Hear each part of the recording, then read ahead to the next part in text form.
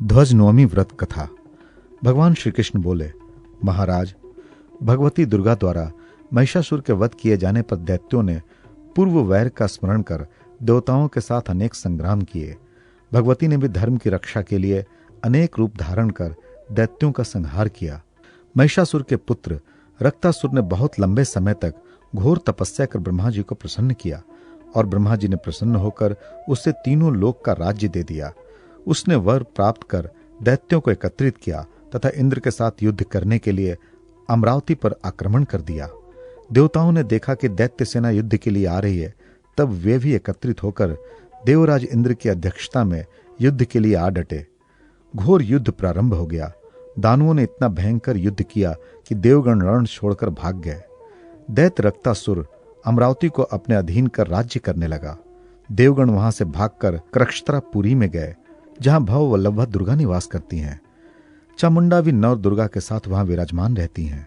वहां देवताओं ने महालक्ष्मी, नंदा, क्षेमकरी, शिवदूती, महारुंडा, भ्रामरी, चंद्रमंगला, रेवती और हरि सिद्धि इन 9 दुर्गाओं की भक्ति पूर्वक स्तुति करते हुए कहा, भगवती, इस घोर संकट से आप हमारी रक्षा करें। हमारे लिए अब दूसरा कोई भी अवलंब नहीं है। देवताओं की आर्तवाणी सुनकर 20 भुजाओं में विभिन्न आयुध धारण किए सिंहारूढ़ा 9 दुर्गा के साथ कुमारी स्वरूपा भगवती प्रकट हो गईं। तदनंतर परम पराक्रमी और ब्रह्मा जी के वरदान से अभिमानी अधम अब्रहाण्य प्रचंड दैत्यगण भी वहां आए, जिनमें इंद्रमारी, गुरुकेशी, प्रलंब, नरक, कुष्ठ, पुलोमा, शरभ, शंबर, दुदुंभी, इलवल, नमूची, भौम, वातापी, धेनुक, कली, मायावृत, बलबंधु, कैटब, कालजीत, राहु, पौंड्र आदि दैत्य मुख्य थे। ये प्रज्वलित अग्नि के समान तेजस्वी विविध वाहनों पर आरूढ़ अनेक प्रकार के शस्त्र, अस्त्र और ध्वजाओं को धारण किए हुए थे। उनके आगे प्रणव, भेरी, गोमुख, शंख, डमरू, डिंडिम आदि बाजे बज रहे थे।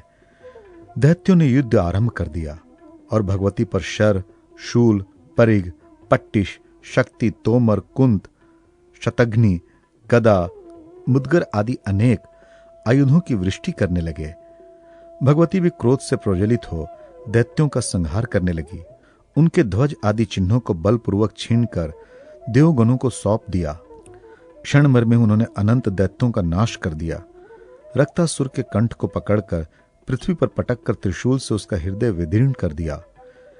बचे हुए दैत्यगण वहां से जान बचाकर भाग निकले।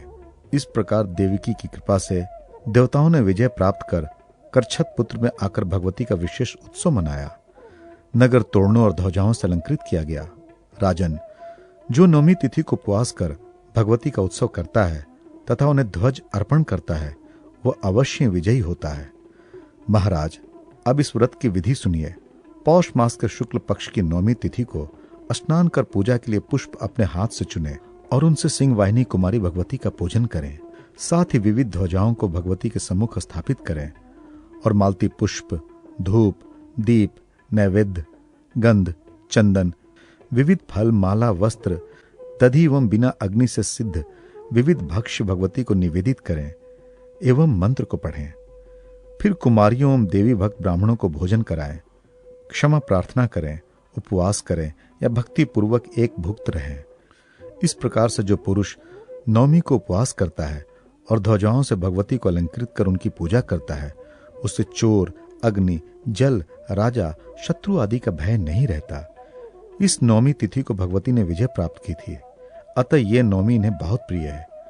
जो नवमी को भक्ति पूर्वक भगवती की पूजा कर इन्हें ध्वजारोपण करता है, वो सभी प्रकार के सुखों को भोग कर अंत में वीर लोक को प्राप्त होता है।